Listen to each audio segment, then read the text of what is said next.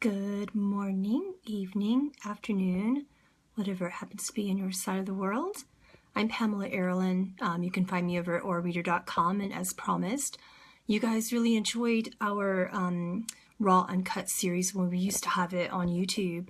But now we're kind of switching it over here because it just seems so much easier to answer all your questions. And so many people seem to have so many topics, and we weren't able to get in all of the questions. I wasn't able to answer them yesterday in our Raw Uncut discussion about spirit guides. Therefore, I thought we could resume that topic and any other topics within the spiritual realm that you want to discuss today. So feel free to go ahead and load up the comments. I feel really terribly that I had to go back yesterday after our first Raw Uncut session and, respond to your comments after, during once the recording was complete, and then answer in the Facebook comments section. So it'd be so much easier for me to just answer them here. If you attended yesterday and you didn't get a chance to ask about how to connect to your guides, about your spiritual gifts, how to operate within them, any other psychic questions. We've been talking a lot about mediumship, how to open up your channeling abilities. So many things have joined. So many of you have joined these discussions. So hi Lois, hi Carol, hi all of you who are watching. We're just getting started, and I am leaving these topics completely open to you guys this time. Last time I had a bunch of different things I wanted to discuss, but at this point in time, I'm just going to let you ask the questions, and I'm going to sit here and answer, which is what I didn't get a chance to do live yesterday. So welcome. Thank you so much for joining me. Hi, Marcia. Welcome. Hi, Kim. I love you. Hi, everyone. Yeah, let's see. What were we discussing? Oh, Babs asked a question. Okay, what do you see as my gifts? Well, knowing you, I know for sure that you're highly empathetic, very empathic, very clairsentient. For those of you who don't know what that means clear knowing.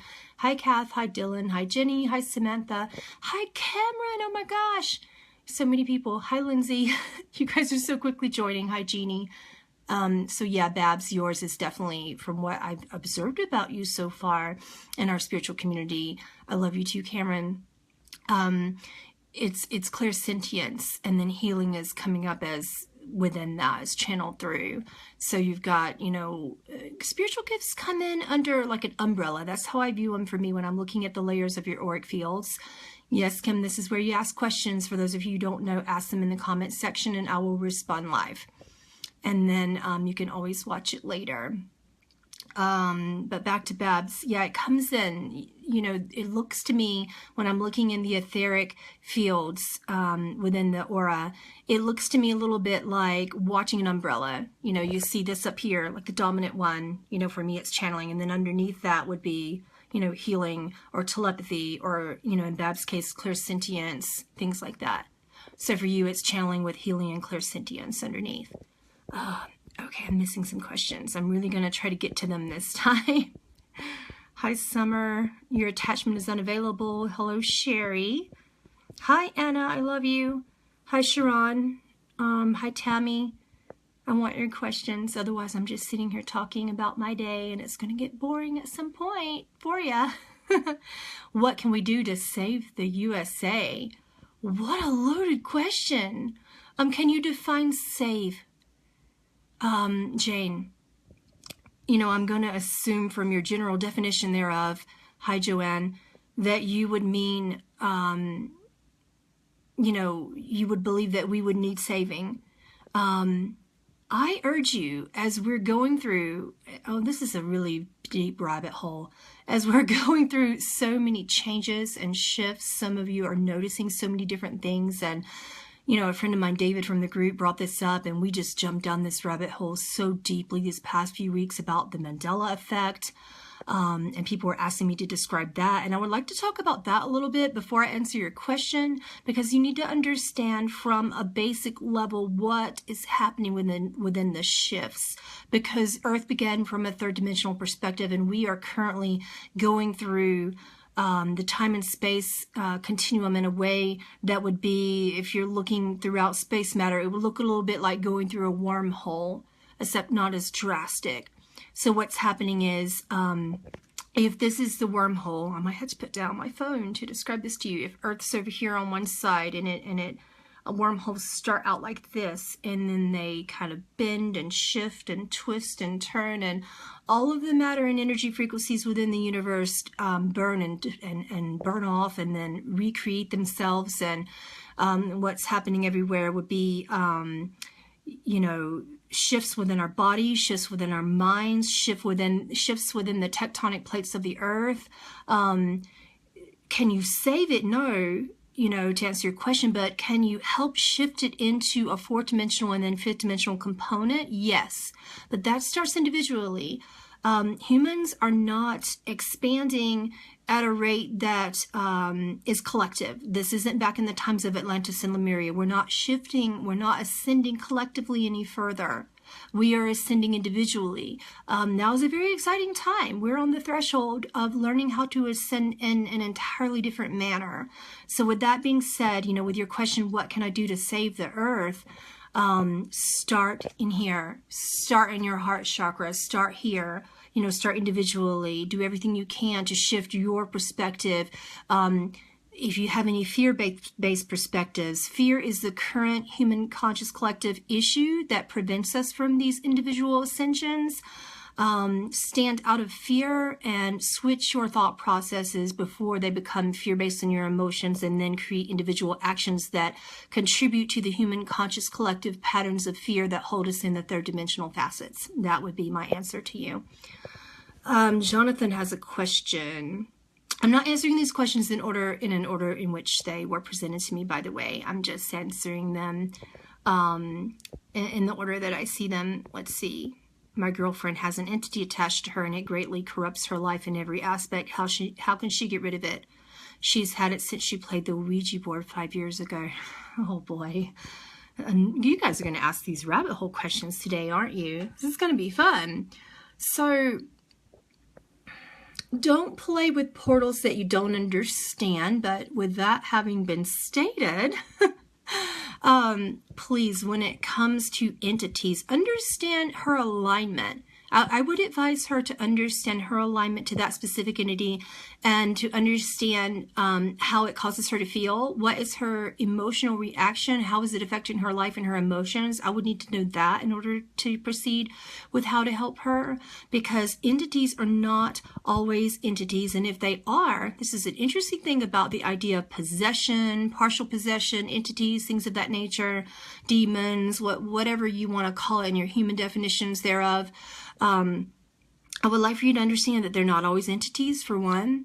Sometimes they are. First of all, discover if it truly is an entity. If you are absolutely 100% that it is an entity that is separate from her, okay, then yeah, you're going to need to receive some professional help with that, and not from the Catholic Church, please. From a shaman, a very gifted shaman who could come meet with her in person, not an exorcist.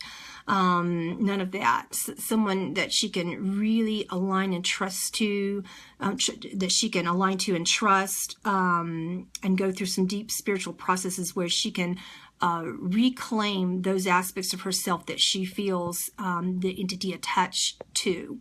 Because that's what happens in these alleged partial possessions and possessions, is that you will actually have a soul contract with these entities, in order for them to come in, align with your fear-based issues that caused the situation to begin with. In order to help you expand through fear, you choose these things in your pre-birth intentions to have psychic attacks, entity involvement, things of that nature until, and these are very highly advanced ways to evolve. But yeah, many people do, they do align with that in their pre-birth intentions. So first of all, we don't want to just come in and extricate something that is within her pre-birth intentions, or she would not have aligned therewith, okay? And then secondly, we want to find out why she's aligned to it, go deeper into the inner child nature, ask, you know, what she feels, when is the first time she felt that way, and when is the last time she felt that way. Go into her memory components and her subconscious. Perhaps a regression would help. Any soul reclamation process, anything like that would help get to the root of it, and then proceed from there and see a shaman and see if there's any past lifetime involvement. You could go to a QHHT facilitator, that's quantum healing hypnosis. These quantum processes really work for things like that. but you just want to sit with someone that she trusts. She would want to sit with someone that she trusts who can facilitate that process. Okay. Let me look through your questions again. I hope that answered your question. Feel free to ask more if I need to elaborate. Kim, she's stating here, I'm having a hard time finding joy lately and just tired of being sad. I might be afraid to let go at this point in my life as I have lost trust in anything. Any advice? Yes. Validate, validate, and validate some more. Validation of your inner child space. These are the subconscious components that cause you to feel that exhausted with the continual search in your joy. Honor how you actually feel first and foremost, and then make a conscious choice by asking your inner child, what would I rather feel instead? What would I choose to feel instead of that? Kim, you're well aware of my process within the Aura Alchemy, and I'm sure you've done some of this when you sit down and you go throughout the memories and you go as deeply as possible to find out what memories these feeling signatures and emotional components are attached to, and then you would go within those memories, ask your inner child, you know the process, and then ask her what would she rather feel instead of that. But if you're just tired of being sad thereafter and you've done all of this process work, I would really advise you to step out of processes and step into spiritual and emotional accountability. And what that would look like is to honor how you feel, honor that it starts at a thought process. What thought process began, that caused you to shift into that space where you began to feel tired, and exhausted. Identify what you feel, identify the triggers, and then validate, and then send that thought along its way before it even has a chance to become an emotion. Send that thought along its way and shift it into a higher frequency. Okay? That is definitely what I would advise. Oh, David's going to ask about the Mandela effect because we already went down that rabbit hole. Let's do it again. I was explaining this to my business manager just the other night because we were watching, I don't remember what exactly we were watching. He could let you know something on TV, and he paused it and he goes, look at that right there. That's what we need to discuss, because you see those 3 pyramids there, they were never there before. And you look at this, look here, look at this in this movie. This is exactly how the Sphinx looks and the pyramids behind it and everything in that area. So why, when we go towards Google Earth, are these 3 new pyramids there, and there, these tiny little ones right there in the way, right? And this is what I would like to say about that. Again, we are shifting. For those of you who, and most of us began in the 3rd dimensional facets, and then we shift into 4th, and then we shift into 5th.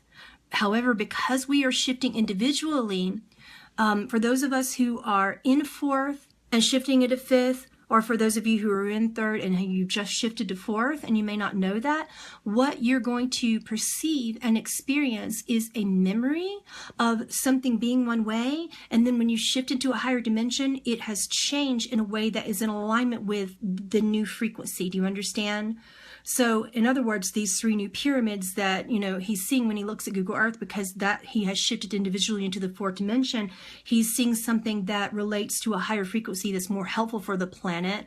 And these are the actual physicality manifestations from, that individual shift. And so many people are in 4th at this time that they are actually manifesting physical Earth changes. So it kind of looks a little bit, when Earth is ascending in this way, you can look at it a little bit, and this is what Yeshua explained to me just the other day when you guys were asking about the Mandela effect. It looks like peeling an orange. For those of you who in the 3rd dimension, you're going to be the core of the orange. You're going to be there, and you're looking from within, inside of the pulp, and you don't notice really that much of the peel being peeled back like that, because you're in the pulp, right? And you're dealing with your own concerns still, and you're very much caught up in the 3D matrix and just kind of stuck in survival mode. But as you stand out of survival mode and you begin to awaken, you begin to honor your senses, your spiritual gifts begin to, catch on fire, and your etheric abilities begin to be utilized. What happens is that you come up into the skin of the orange. You are that orange zest at this point. That's what those of us who like to cook and prepare food would call that. So you are now the zesty components thereof. So you're looking at the core of the orange as the peel is being peeled back, because that's what ascension looks like, is an orange that's being peeled back. And you're looking at the core of the orange going, I never remember it that. I remember looking from inside of the pulp. I never remember looking at it in this way when it's been there the whole time. So there's some things that have been there, and as you start to shift, you're looking at the peel going, why is this peel peeling? So I hope that makes sense. It's really difficult for me to take components like the Mandela effect and turn it into a simple explanation. So feel free to ask further questions about that. Dylan, hi, welcome. He is asking, how do I curb my anger and frustration? Okay, because I know you, I can really answer this. And also, it really does apply to the human conscious collective experience with anger and frustration. For one, honor it. Anger is a valid emotion. It gets to be expressed like anything else that is out there. We are here to honor, validate, and express, as long as we are not hurting ourselves or others within that safety component and ethical value system. We are here to honor the full gambit of human emotions, including anger. Anger is not necessarily bad. What you are experiencing, those of you who are going through anger, you could be experiencing a step from apathy, and you are tired of the core belief powerlessness and helplessness.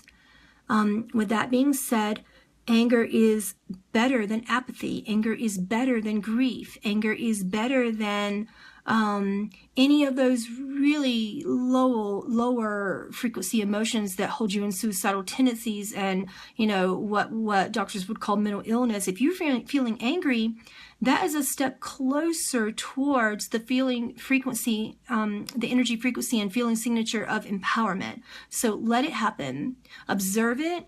What I would suggest to you as a technique is to learn how to disidentify from anger a little bit. And how you do that is you breathe, focus on your breath, breathe in through the crown center here at the top of your head, and exhale it all the way down into the root center, which is the seat of knowledge within the Kundalini, there at your tailbone.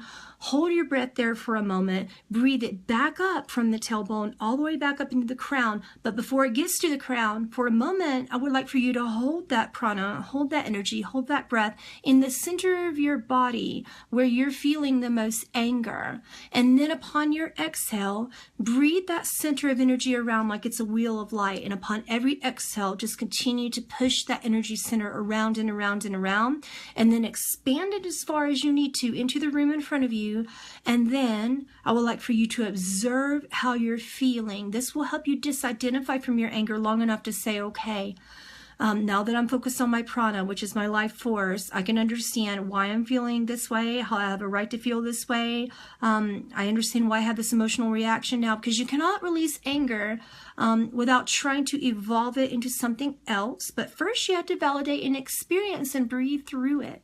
Okay, so once you follow that exercise, then what you will notice as you are expanding from the energy center that feels the anger, what you will notice is that you'll notice the anger shifting into something that feels a little bit like agitation, then frustration. Then it'll go into something normally a little bit like nervousness or anxiety, which is a step above that even. And then after it goes, through that, then it'll go towards something else that feels a little bit like hope. It feels very strange. And then trust, and then some level of love, and then joy and excitement and bliss and things like that. If you really evolve, you can get into full on to the highest frequency within the human conscious collective, currently called celebration. I did that recently. I got really, really angry. And then in the process, I disidentified, stepped back from it, and just breathed through it and watched it turn into pure joy. And I've tried this for so long. It took me years to get here. But at this stage, if I get really angry, normally within like an hour or two, I can turn it into joy. And you can too. Okay, so that's how you shift, and that also goes right in alignment with how the person who asked me the question, how do you save the United States? You step into a frequency that is much higher than the current conscious collective of fear within the United States citizens. That's how you do that. Step into joy. Joy is so opposite of that. So, okay, scrolling through your questions again. Give me a moment. Gosh, there have been so many of them. I need to answer them more quickly.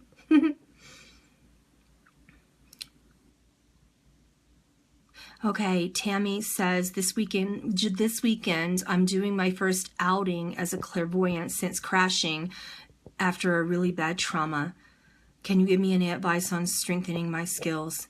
I would like to know what you mean by outing as a clairvoyant, but so that I understand what you mean by crashing after a really bad trauma. That's probably an emotional trauma.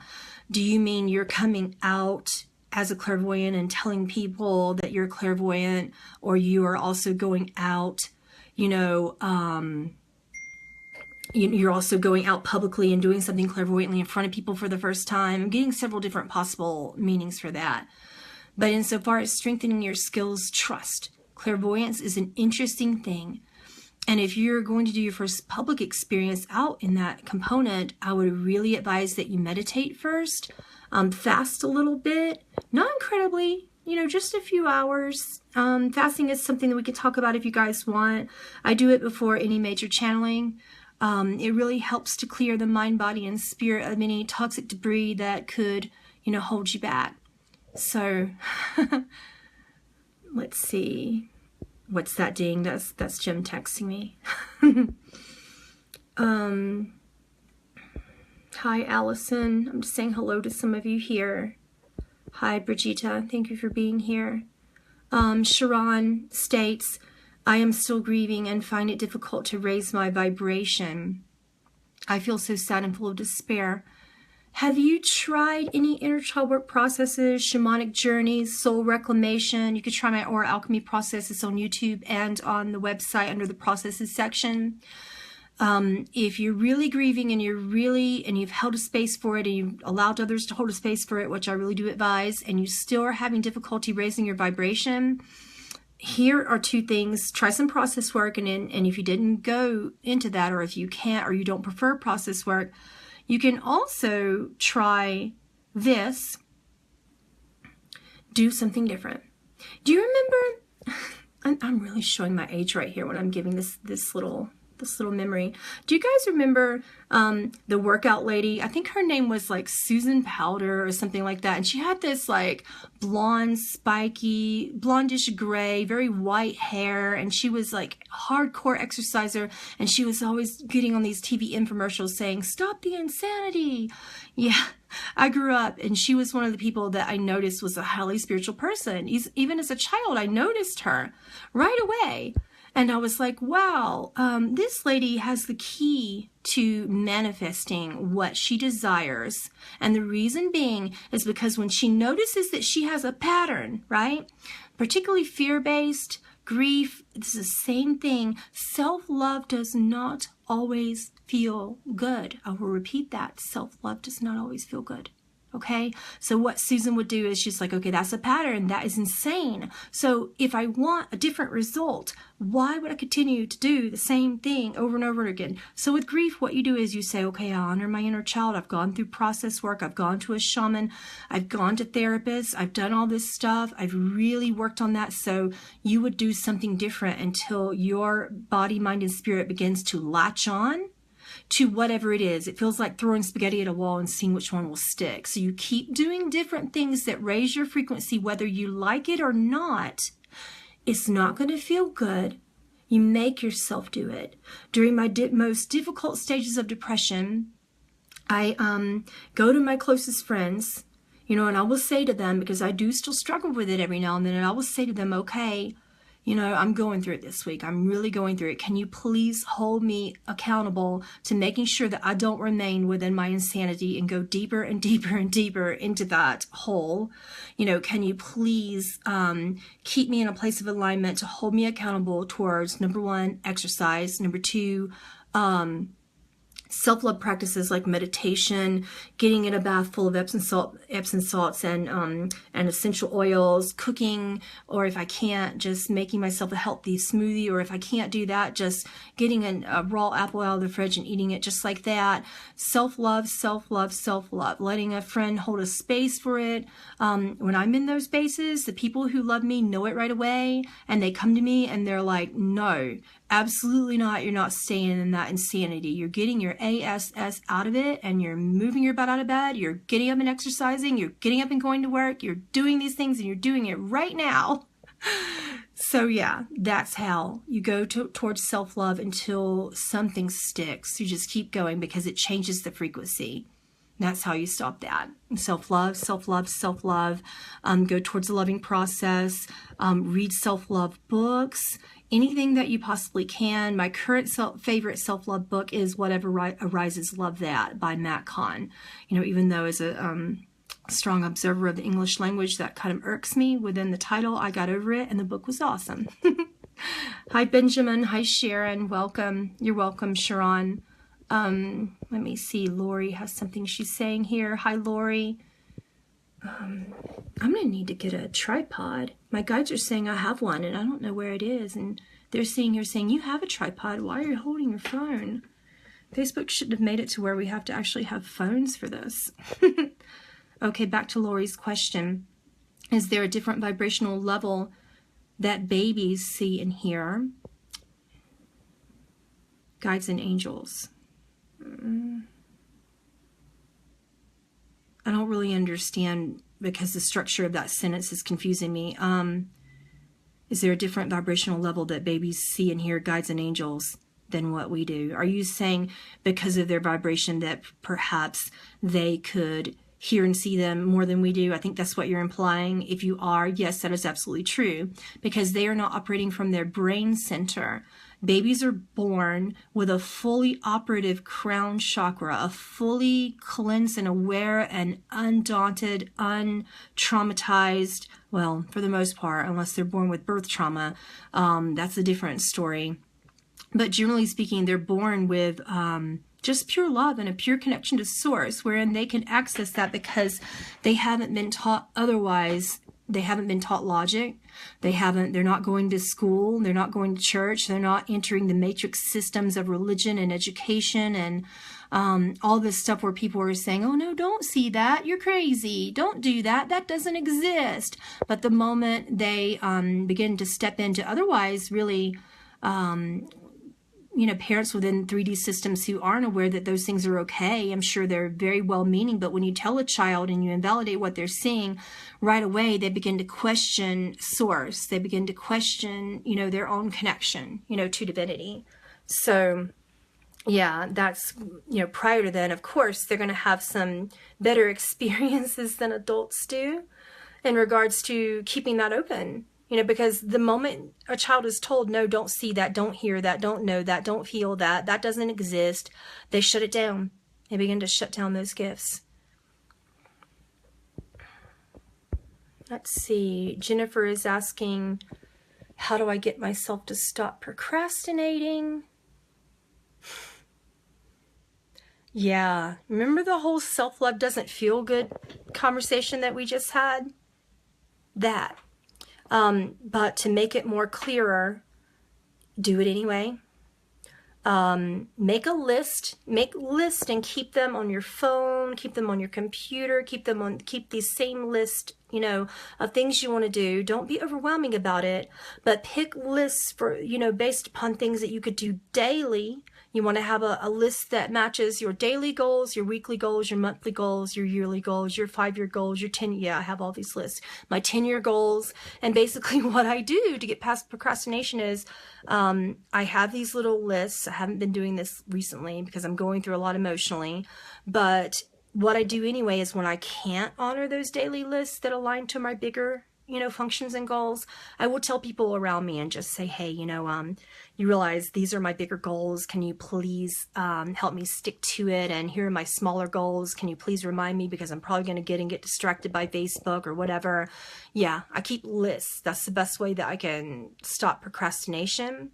Also, on the deeper spiritual level, I would like for you to go much deeper by asking yourself, what is it you are running from? What is it you are afraid to feel? If you are procrastinating from the spiritual perspective, one of two things could be happening. The first thing that could be happening is that you really don't want that goal and you're forcing yourself into something that you actually either don't want or you're not ready for. The second thing that could be happening is that you're doing it because you're terrified of what it might feel like to have success, love, whatever it is that's the end of the line with that, light at the end of the tunnel that you're working towards in your goals. Okay. So it's going to be one of those things. So think about why you are procrastinating. If it is just because you're scared of that new change, that transition, the work that it takes, the spiritual accountability, things of that nature, I would like for you to ask yourself, okay, I realize that I really don't like transition, and perhaps that would be the case. If you find that's the case, that you don't like the A, B, C, D, E that it takes to get there, the difficulty of the goal and how you're going to feel, break those goals down into baby steps. Okay, and just say, okay, how would it feel? And this is in my resistance process. It's very proactive. This is pure resistance, guys. That process is on YouTube if you're curious about it.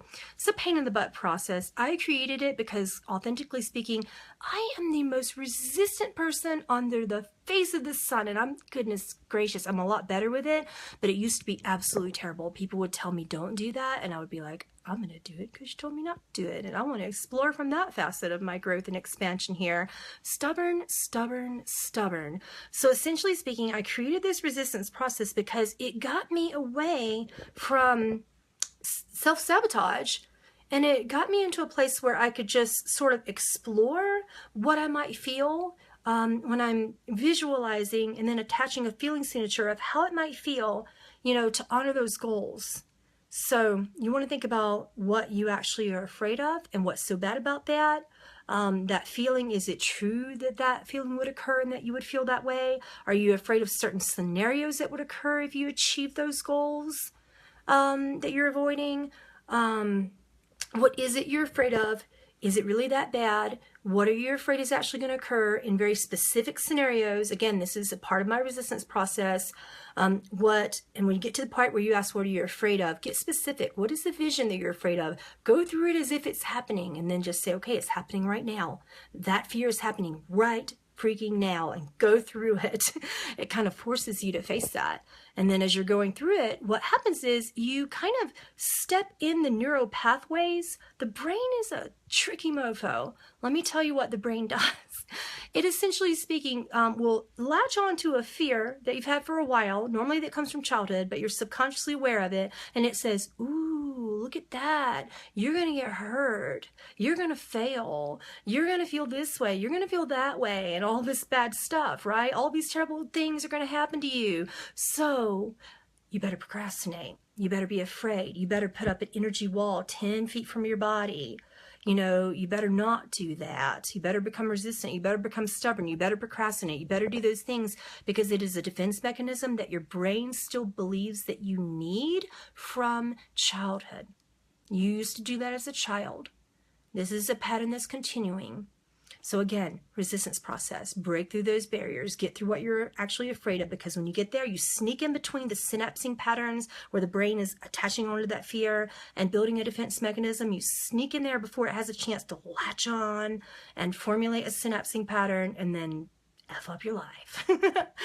So hopefully that answered your question. I need to move faster through these questions, but some of them can get really deep. I'm sorry, I'm taking so long. Yeah, I did it and it got worse. Okay, with that woman. Can you elaborate? I think I caught on to the same person who was asking me about that question. Did I answer your question? Because you said you did the process. Yeah. Can you tell me what happened when you did the process? Because generally speaking, if you do the resistance process over and over and over again, it will work. It is one of those processes that if you do it enough and you do it correctly and you really, really sink into it, the fear patterns are not going to get worse except for in that moment. But here's the thing. Like attracts like. So if you don't get out of that frequency, you're still going to carry that frequency around until you break the pattern no matter what. Breaking through resistance and fear-based patterns coming from powerlessness core beliefs, especially in any fear-based core beliefs for that matter, it's going to get worse before it gets better because those patterns are still there. And the inner critic's like, oh, look, you didn't heal that. You didn't do that work. So that's why I began to create these breath-based, alchemy-based processes where you're combining the I am, which is frequency and sound. When you say I am, or you think I am, you are connecting, back to that. I'm reading what else Jennifer is saying about her situation. She says, there's a woman I went to heal me, and she's been programming my neural pathways at night to fail. Okay, let's go through the resistance process right now. Do you absolutely know 110% without beyond a shadow of a doubt that that is true, that she's been programming your neural pathways at night while you're sleeping to fail? Do you know that that's true? Do you absolutely 100% know? Because first of all, we want to get to the truth of that because it really sounds fear-based. Yes, there are psychic vampires out there, but okay. Because there's only one way you could know. That's if that person told you that that's what she's doing, that she came to you and said, Jen, I'm programming you to fail. Because there's no way to know 100% without that, right? Without that confirmation. Okay. If you know 100%, okay, this is what you do beyond that. If you really know 100%, and yeah, that would be really unethical, by the way. That's terrible. You want to validate how your inner child feels. You might want to go and step into the aura alchemy process for a while, if you know. So you want to validate how you feel. Your brain can do some tricky things and make you believe some things that might not be true. But regardless of that, if you really do believe it's true, and if you have evidence, you want to go further.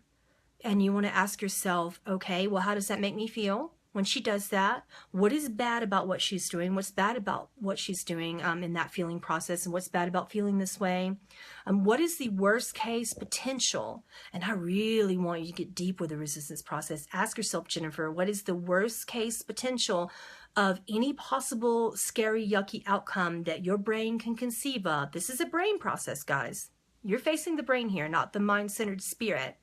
So basically speaking, go ahead. Face your deepest fear. What do you really think? You feel like you have no control? Okay. What's bad about that? If you have no control, I would like for you to pretend that it's true and go into that scenario. When's the last time you felt that way, that you had no control? When is the first time you can fail? Okay, what would that look like? I want you to create a really detailed scenario for me right now about how you can fail. What does that look like? What does that look like? What does failure look like? Get really specific about it, okay? She becomes successful and spreads negativity across the world, okay? Let's do that. That's a worst case scenario, okay? And what's bad about that? How do you feel about her doing that? How does that affect you? How do you feel about it? Visualize it. Sink into it right now if you can, if you have the privacy in your home to do that, all right? And go into it and ask yourself, what's so bad about that? So what? If she does that, okay, you're not going to get your books out. Yes, now you're going into it. That's really, really real. How does that feel if it was true? That no one hears you, no one observes your spiritual path. You don't get those books out. None of those things happen. How does that feel? You feel angry? That's actually good. If you start to feel angry during the resistance process, you are making progress. This doesn't mean you need to go. Yeah, of course it's injustice and you're pissed. So what you want to do is you go into it and you say, okay, I'm pissed. I validate that I would feel angry if that happened. That's injustice, right? That's not okay. That's not okay. So you validate how you would feel about it. And then you would go ahead and say, okay, that's bad. We've explored what's bad about it. What could possibly be good about it? I know you're going to say nothing, but I'm curious about your response. What could be good about it if all that just happened and you just went through it and you attached all these emotions and specific images in your mind? Okay. What is good about it? Do you find anything good about all that control, about all that shaming?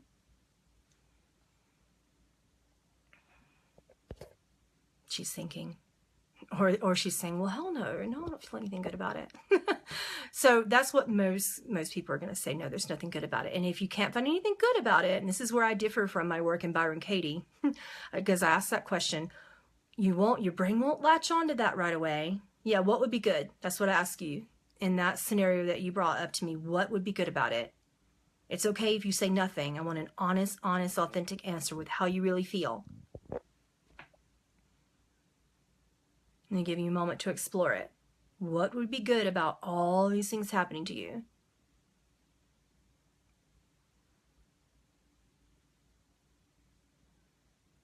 Hi, Denise. Hi, Marie. No, what would be good about it? That's a different question. Would anything at all be good that she destroyed you like that? If it's no, it's no. It's cool. Just tell me there's nothing would be good at all about that. That's what most people say. There's no wrong answer. There's no right answer. It's not anything. It's not a hypercritical process, guys. Just observe how you feel. If nothing is good about it at all, then and only then would you ask yourself, okay, what could I stand to learn from it? What can I stand to learn from it? Then you go to that. Is there anything that you think that this scenario could be teaching you? Because after you face the fear, you've begun to repattern the brain, and you've begun to sort of, what could be good about it? Okay, you surprised me. She's proven to be evil and I'm good. So basically speaking, some karmic thing happens, and then, people see her for who she really is, and they're like, well, we don't believe you. We know Jennifer's good. Okay. That's good that you came up with that scenario. That's very, very motivating, because most people would just say there's absolutely nothing good about that shit. So do you really believe that would happen? Could it be possible in any way, shape, or form in your mind structure? Is it possible that could happen? That maybe people wouldn't even believe her to begin with? Because if it's possible, I want you to wrap your brain around that right now, that truth that you're trying to feed to your ego. Do you think it's possible that maybe people are just going to say, you know what? Anyone who's going to perceive and spread negativity isn't someone ethically responsible to begin with.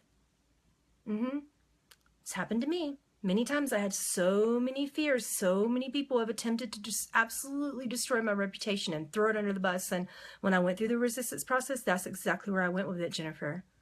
That's where I went with it. Most recently, I just finally said to myself, you know what? No, I actually do love myself. I actually am confident at what I do. I actually do feel really good about the path I'm down. I really strongly align with my purposes, and no matter what and who says what about me, I actually do believe that I'm a good person and that nothing can bring me down.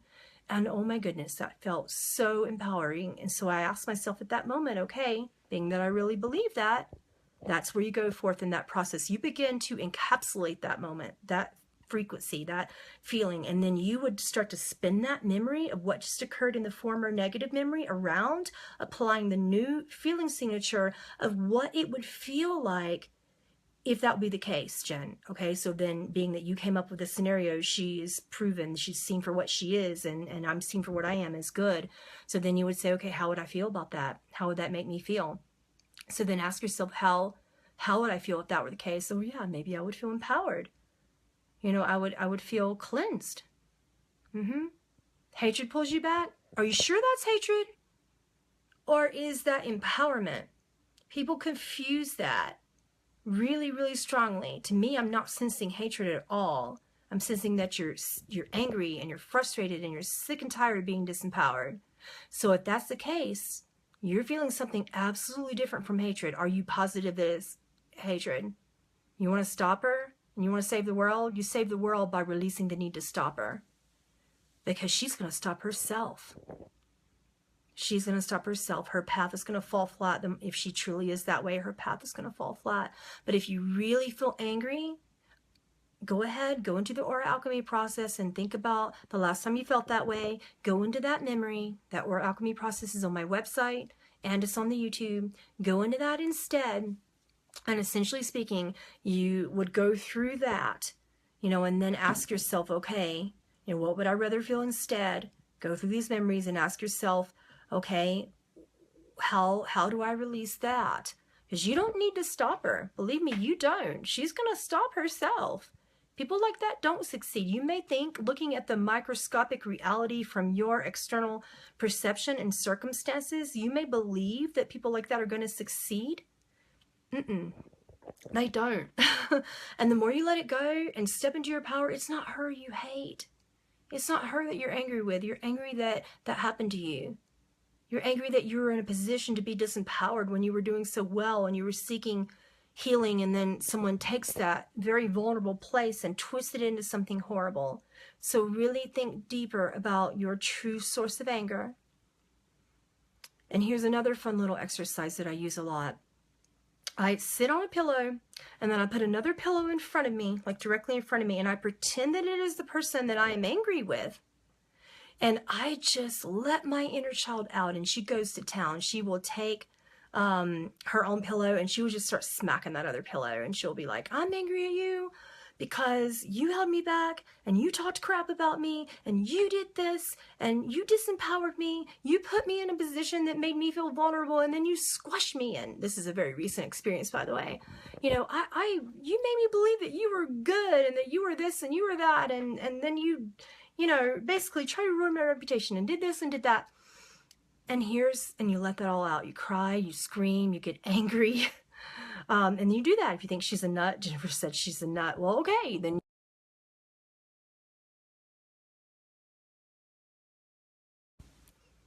Oh, I just got completely interrupted by my phone ringing.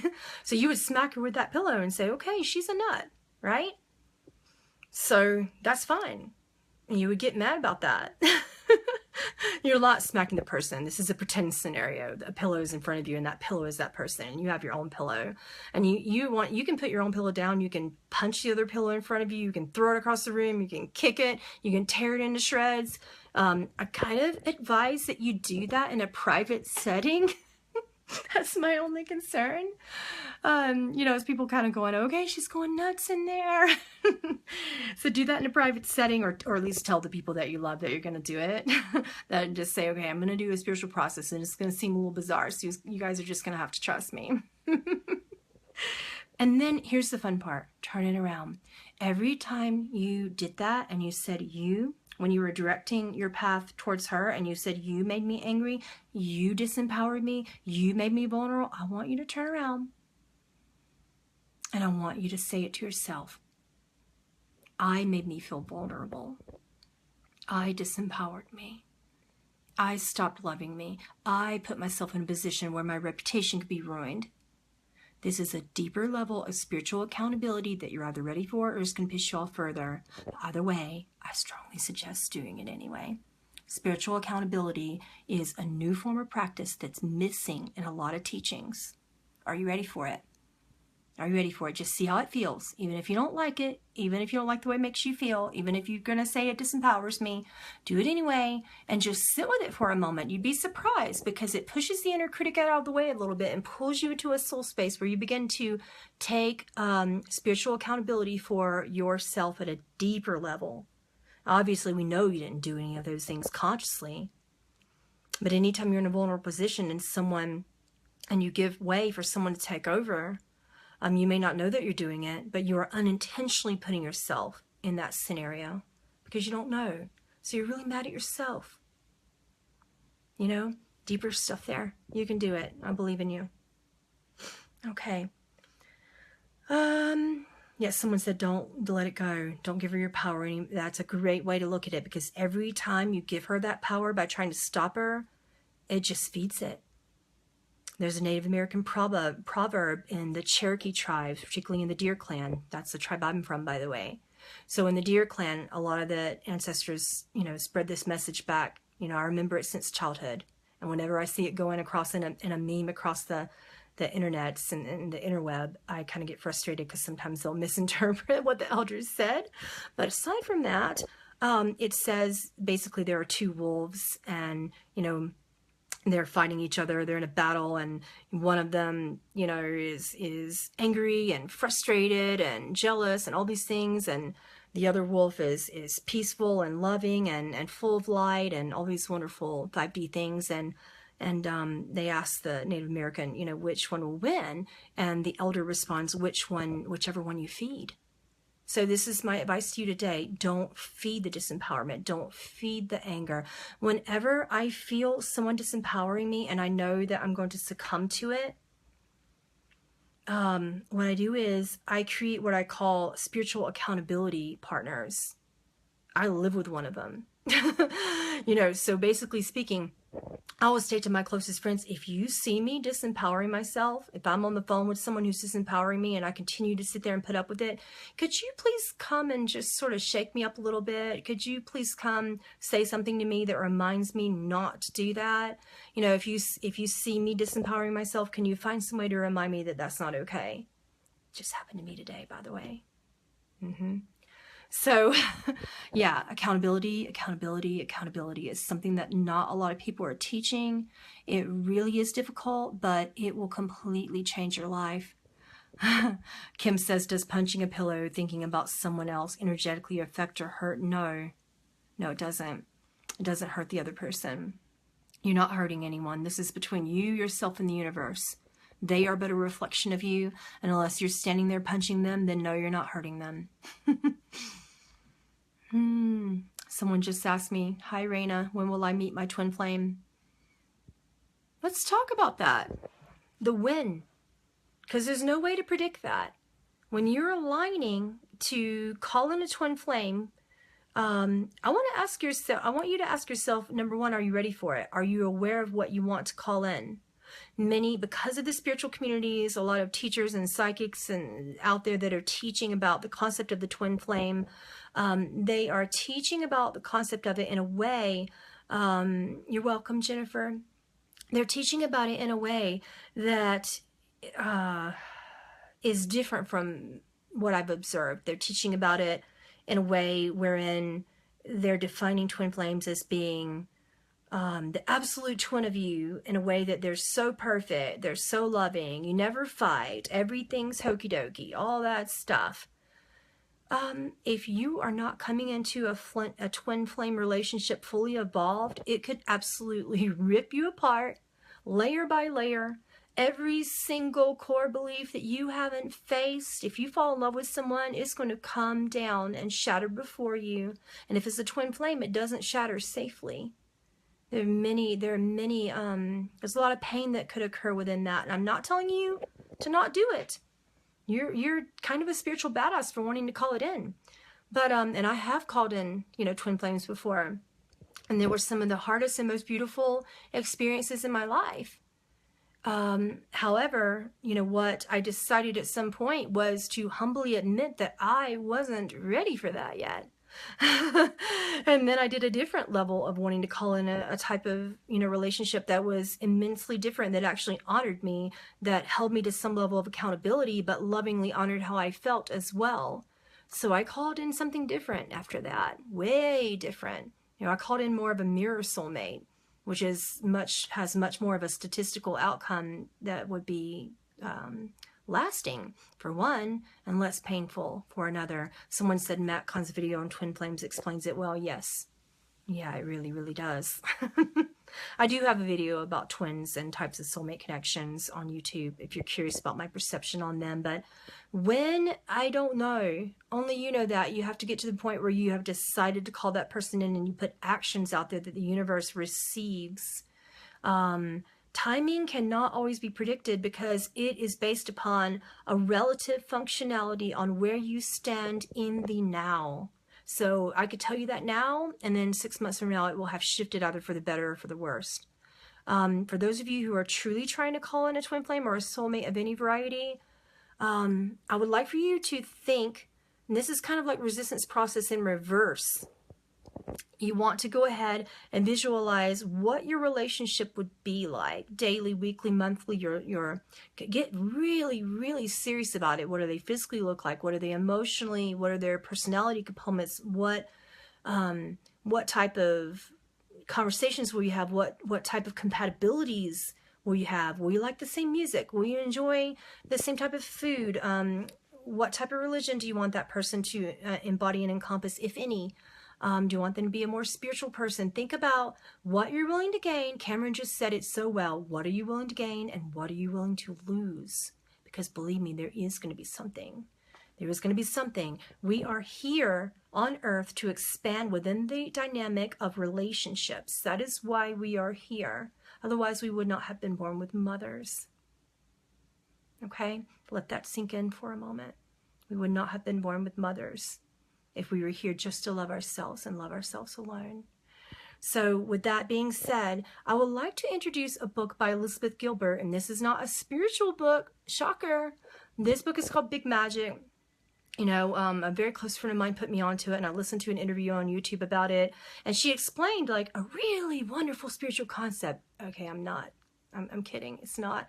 This concept is called the shit sandwich.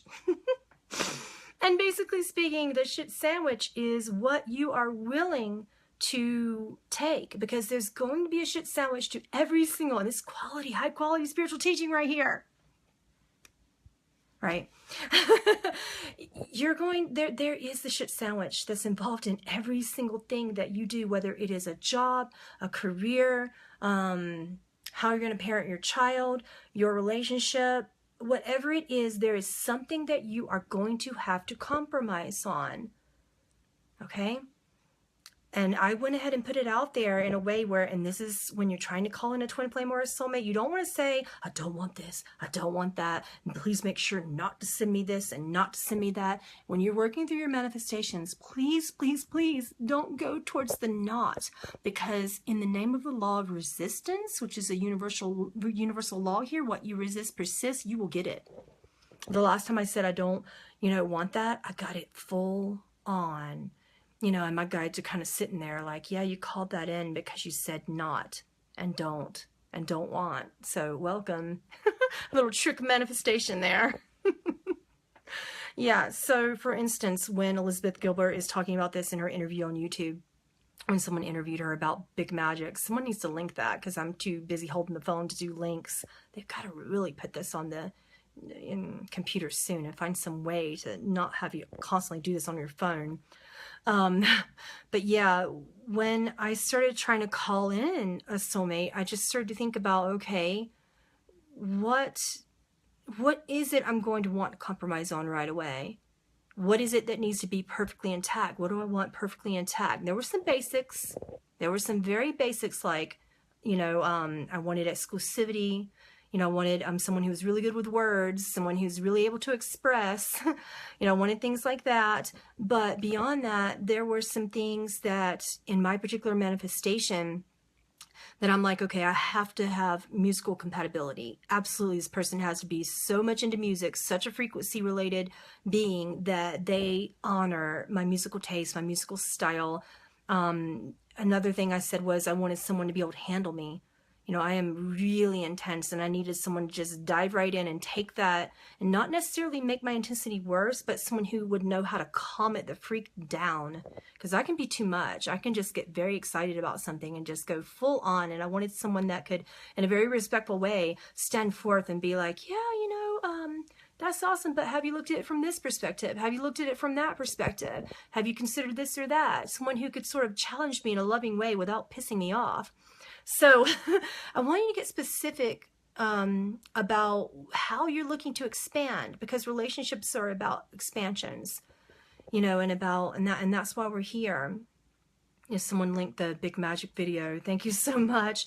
Because in that video, Elizabeth Gilbert describes to the interviewer, hey, when I was first starting to write my book, my shit sandwich was that I had to wait tables and I had to become exhausted and then come home exhausted and then write. And then my next shit sandwich was that I had to be rejected and then rejected again over and over and over again. And that was my shit sandwich. And it was so worth it to me that I owned it. And I decided I wanted it that badly that those were the shit sandwiches that I was willing to accept. Right? So that's kind of how it is in this work. My particular shit sandwich is that there are a lot of things I have to do outside of work, particularly like, doing a bunch of videos, which isn't too bad of a shit sandwich. I love doing that.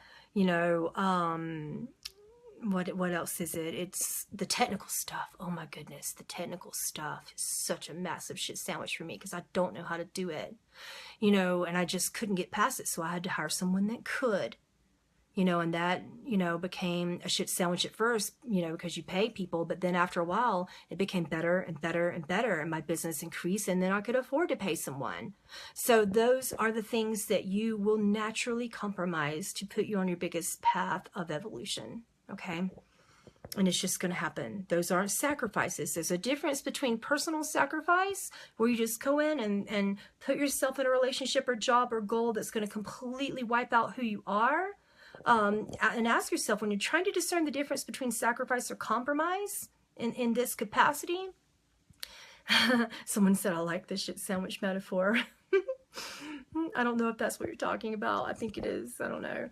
But anyway, if you go through and you're asking yourself, if you're compromising yourself, ask yourself, could there be any benefit to me in that compromise emotionally? Is there a benefit? And put yourself in the situation of what is it that relationship or company or job is asking you to compromise. Imagine it as if it is happening before your eyes.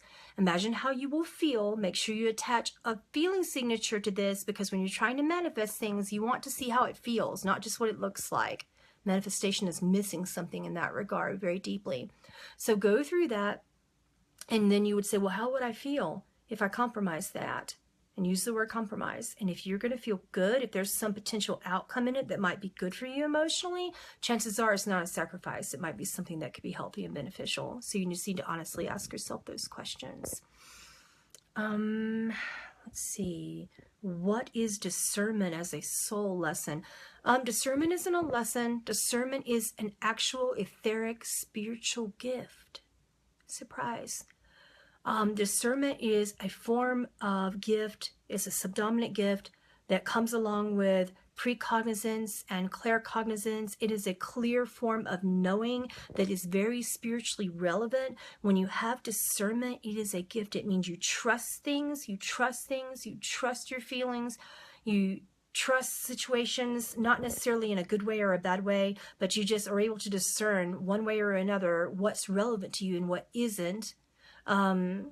What relationships you're going to go towards and which ones you're not. You trust if someone is telling you a lie or the truth, and how that's relevant, if at all, to you. It's a trust-based gift. It's mentioned in the Quran. Let's see, the Bible. Oh my gosh, many spiritual texts. The Kabbalah. Discernment is mentioned even once or twice in the Dead Sea Scrolls back in before the Temple Scrolls were created. Oh, hi, Candace. I love you so much.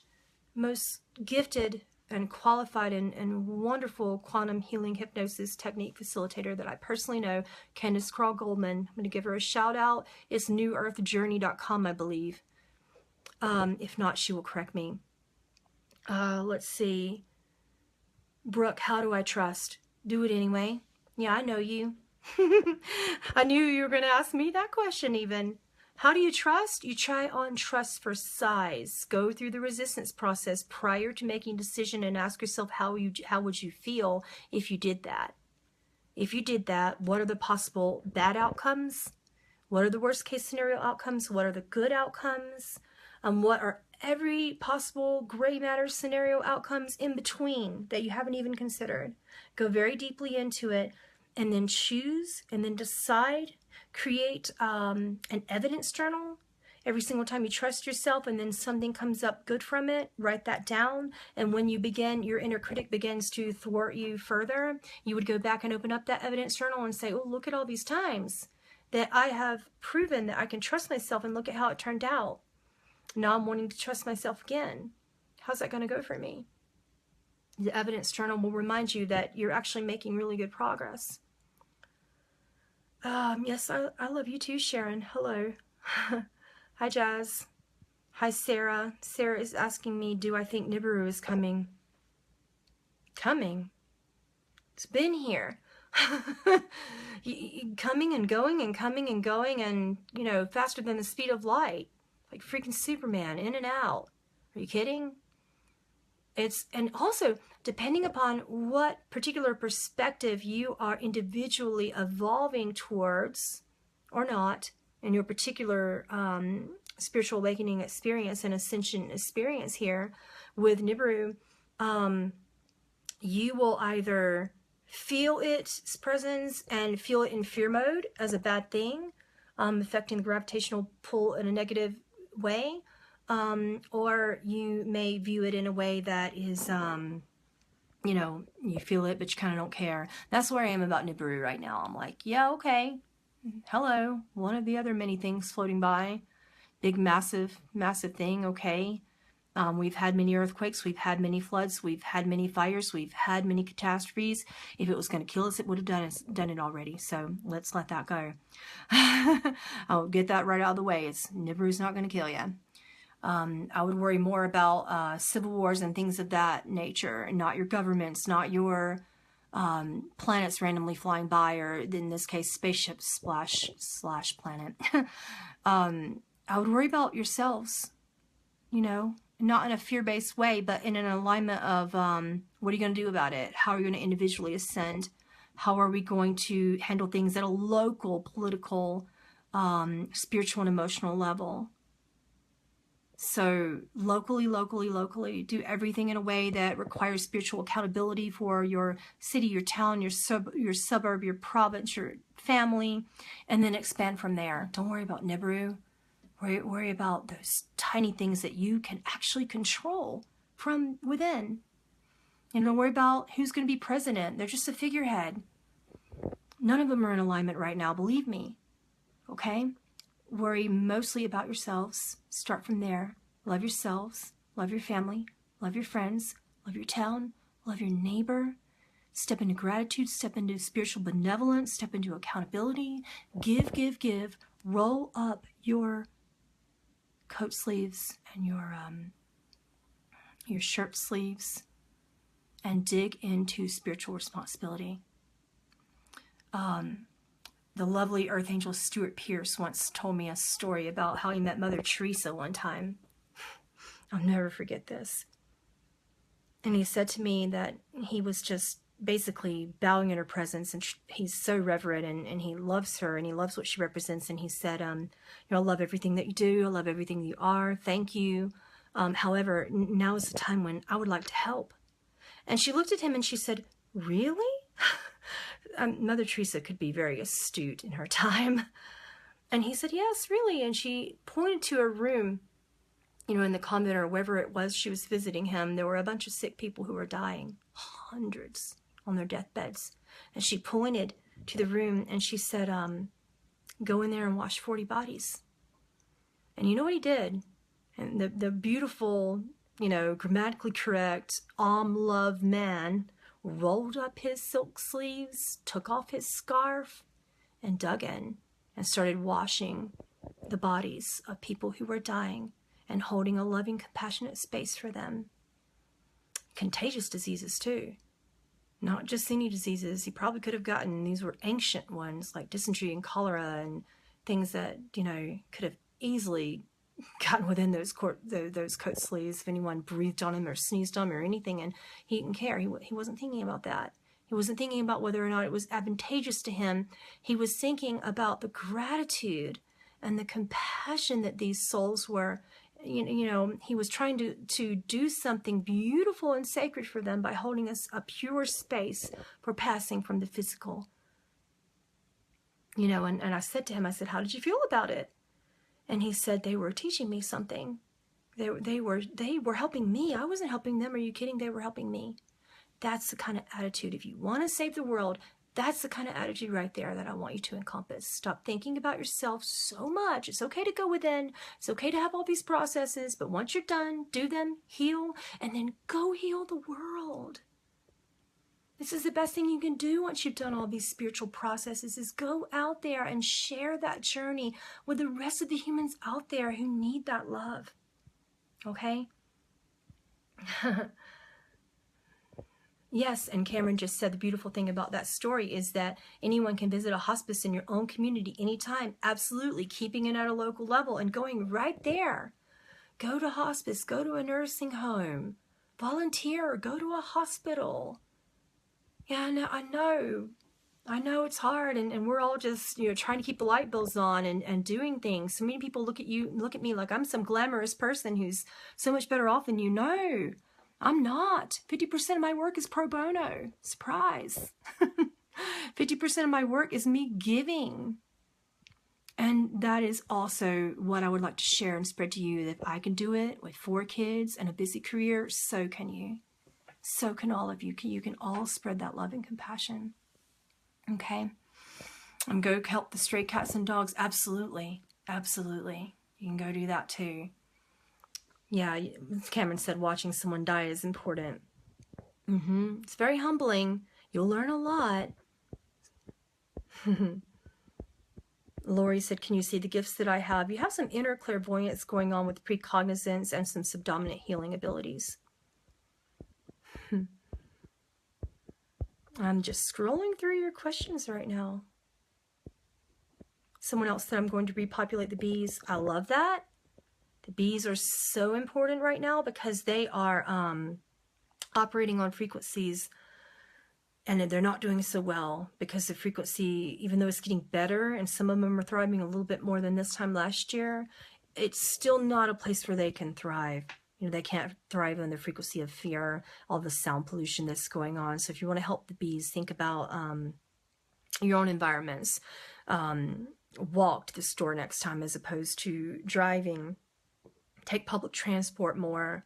If you work in a big city, pay attention to sound pollution. If you want to help the bees, think about that. Toxins, recycle.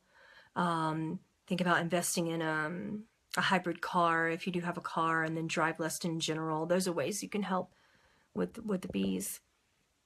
Asteria is asking, why do I feel so powerless to money? That's a good question, because many people feel powerless to money when they are ascending, because it is the opposite of what we are trying to experience here, and it embodies the 3D collectives where we feel a little bit enslaved to certain systems of control, where we feel like we're doing. And for those of you who really want to understand about the concept of money, I would urge you to read a book by Daniel Quinn. This is not a spiritual book. Notice I don't advise a lot of spiritual books and the homework that I'm giving you today. There's a reason for that. Okay, Daniel Quinn, the book is Ishmael. And if you're brave, after that, and only after that, read My Ishmael. If you're even braver, read the story of B.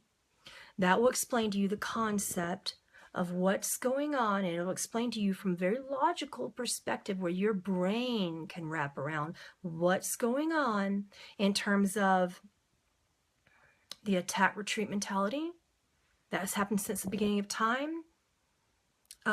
It will explain what my ancestors call the rain dance and the food dance. And it's put in a metaphor of, and it's put in a context wherein the author is describing Native American tribes. And the author is the main character in this book is an animal, by the way. He's a gorilla who talks. So have fun with that.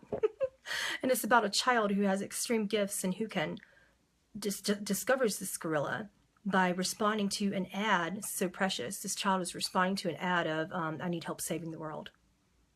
And she comes expecting some mass-wise person, and she sees a gorilla behind a glass wall. And he begins to talk to her, and she's like, is this seriously happening? And this is the premise of the book, is he shares with her everything that he's observing about humans from his perspective, from the animal kingdom perspective.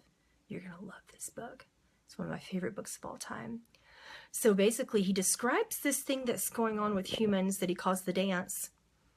And basically, he describes that when tribes wanted food, they would dance, for rain. And he said, and now people are still dancing, except they're dancing for food. When you're dancing, it's like a metaphor for jumping through the hoops that you have to jump through to hold jobs and things of that nature just to be able to eat. And he described how unfair he felt that is, to have to dance, to have to jump through all those hoops just to be able to eat, just to be able to drink, just to be able to survive. And then turn around and have to face the attack retreat mentality, which he described as that tribes have been doing this thing throughout all of time where they've been either attacking each other and then retreating for a while, and then one of them would attack while the other one would retreat. This is the law of duality that's been going on in tribes of humans since the beginning of time. So it's not just now, and he described why that happened as well. This will teach you a lot about why you feel powerless to these kind of systems. But what you do about it is, you want to go ahead and ask yourself, what do you actually want to do in terms of how you want to feel? Stop thinking about what's going to make money. If you want to get out of the dance, as Daniel Quinn calls it, I would like for you to think about how you want to feel every day. Not what you could do to make money so that you can feel that way. When you're trying to manifest something that you really love within a spiritual purpose, you don't go and say, I want to manifest money. Manifesting money is sort of like trying to manifest a garden, but instead of asking for the seeds, you ask for a garden tool. That's something that you ask for in the middle of that, because you need the tools in order to help with those seeds and to get the weeds out and to keep doing everything you need to do to function. But you don't ask for it right away. You ask for seeds. Seeds would be a metaphor for feelings. What do you want to feel? Plant the seed of feeling, and then ask yourself, when is the last time I had that feeling, and when is the first time I had that feeling? And think about when you were a child, how did you play? When I was a child, I played. This is really weird how I played. I played by, when I asked myself this question, this is the memory that came up. How did I play? Because I loved joy. That was what I wanted to feel. I wanted to feel joy. So then I asked myself the question, how did I play? And this is how I played. I would go around to different groups of people, different types. Because you know in school there are like these little cliques and they call them different things. And kids call them, oh, this is the jocks. Here are the band nerds. Here are the cheerleaders. Here are the this and the that and the other. And my little fun game was to go up and befriend all of them and to formulate acceptance for them and from them. It was some weird little challenge that I began way back in 2nd grade. I'm like, okay, that was fun. Now I'm going to go hang out with this group. That was fun. Now I'm going to hang out with that group. You know, and by the time I got out of, school, basically speaking, I had really honored and honed in this concept of acceptance, which I realized, oh my goodness, I want something that formulates acceptance, which is a lot of fun, right? To be accepted, it's something I was giving acceptance and receiving it. So I would go amidst people, different groups of people, provide acceptance first and let them know that I really liked how they were and what they were doing and what they were showing and teaching and how they were playing with me. And then I would wait on them to receive me. So it was this interesting little game that was fun for me. That is how I played. And that's how I tied it into the purpose of acceptance that I formulate today. So this was a lot of fun, guys. I'm going to keep it short and end it now. But I really, really appreciate this. And I appreciate that you're here. I have so much gratitude for all of you. I would not be able to honor my purpose, speaking of purposes, without you being with me along this journey and teaching me so much. Everything has been immensely reciprocal, and I've learned everything that I teach from every single one of you. I love you so much. If you want to follow these kind of live formats, I'm going to be trying to do them about once a week, and I'm going to be doing them probably on the weekend, Saturday or Sunday. Going to try to keep them a little shorter next time. And try to answer as many questions as possible. So we do these. If you want to get updates on them, you can find them on my Facebook group, which is facebook.com/groups/Aura Reader. We pin the post. You know, we let people know what days we're going to do it, and we're going to be letting you know 20 minutes in advance or so when we're going to come online. So thank you so much. I will see you soon. Namaste.